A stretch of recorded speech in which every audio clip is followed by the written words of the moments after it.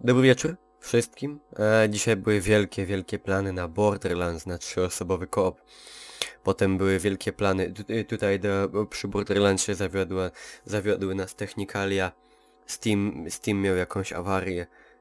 Nie było o tym nigdzie jakichś większych informacji, ale coś im się wysypało i nie dało się połączyć ze Steamem, tak więc ta opcja odpadła.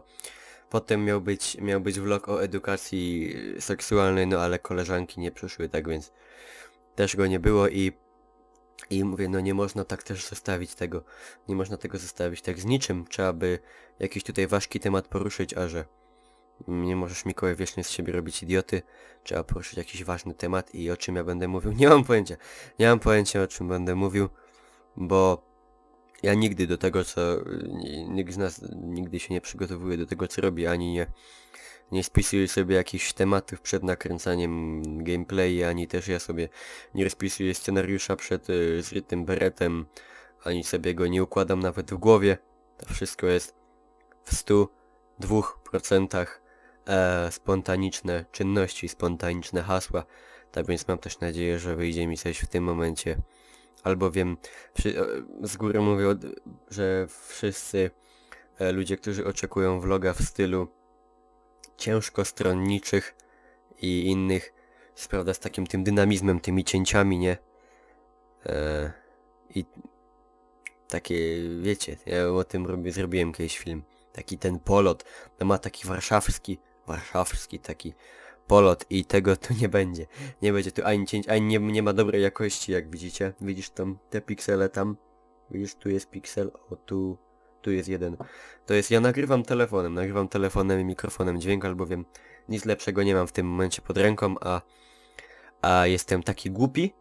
Jestem na tyle głupi, że wierzę, że przekaz przemówi głośniej niż liczba pikseli na ekranie i to jest tak, trzeba zaznaczyć mocno, że jestem głupi, bo to nie jest prawda. Ja już kiedyś powiedziałem takie hasło o nagrywaniu, zalewania sobie płatków mlekiem, czy robieniu sobie kanapki, ale za to w HD. za to w HD lustrzanką, no i to już wiadomo. 50 000 wyświetleń, o, wszyscy wiwatują, o kurwa mać, ale fajne. Fajerwerki odpalałem, szampany tam, wiecie, tam drinki, wszystko ten. O czym by tu sobie porozmawiać? Może tak.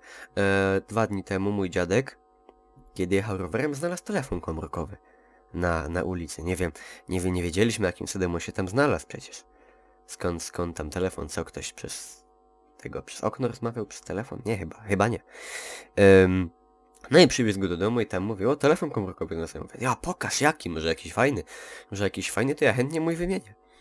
Ale pokazuję, no jakaś tam Nokia taka, starawa taka. No mówię, to dajmy spokój. No i teraz tak, rozpoczyna się dylemat. Co z tym zrobić? Odniesiesz to na policję? Spróbuj to odnieść na policję, to cię kurwa zamkną.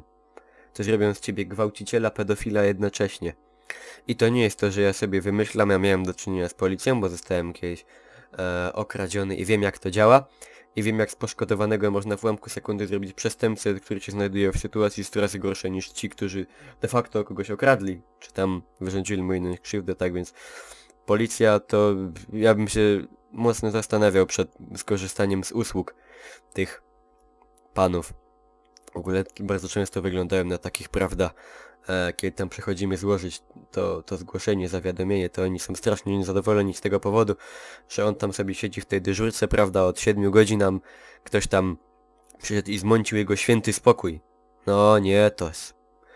Wkurwiony jest wtedy taki, że no...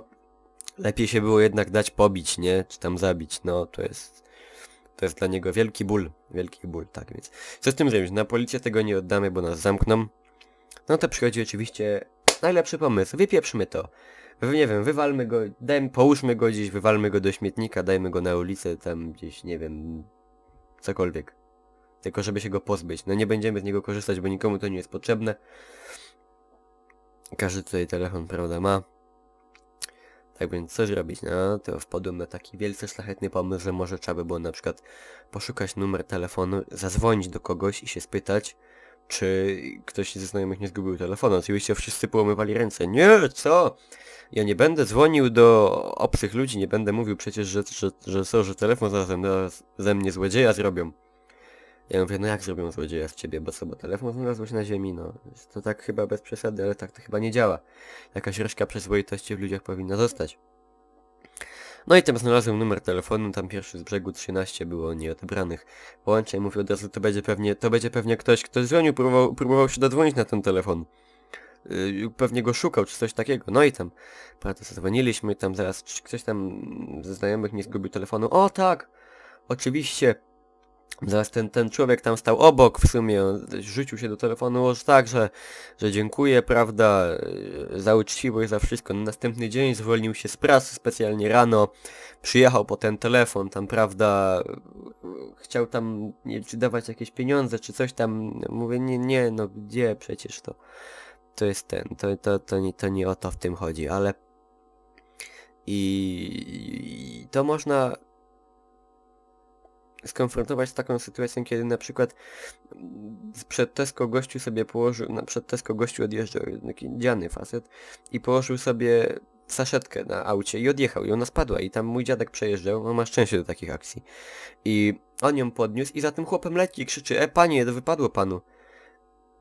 Zajrzał do środka wcześniej, tam były karty kredytowe, karty bankomatowe, prawo jazdy, dowód, dokumenty, klucze jakieś. Strata by była niepowetowana, naprawdę. I w takim momencie, kiedy człowiek, który, prawda, widzi, że ktoś mu to znalazł i on to zgubił i w jego główce zajarzy, ile on mógł stracić w tym momencie, ile miałby roboty i nerwów, ile by stracił przy uzyskiwaniu tego, to wiadomo, nie ma musu, ale w kim się powinna odezwać się powinien w kimś taki odruch i odpala się znaleźny. Jest coś takiego, prawda, bo wyobrażenie sobie ogromu rzeczy, które on by przewalił tam, prawda?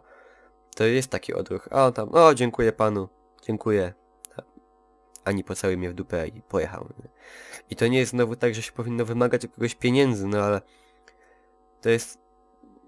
Trudno to określić, ale wiecie o co mi chodzi, że coś takiego jednak jest, że są ludzie, jak to się mówi, że gówno by spod siebie zjadł. Ja.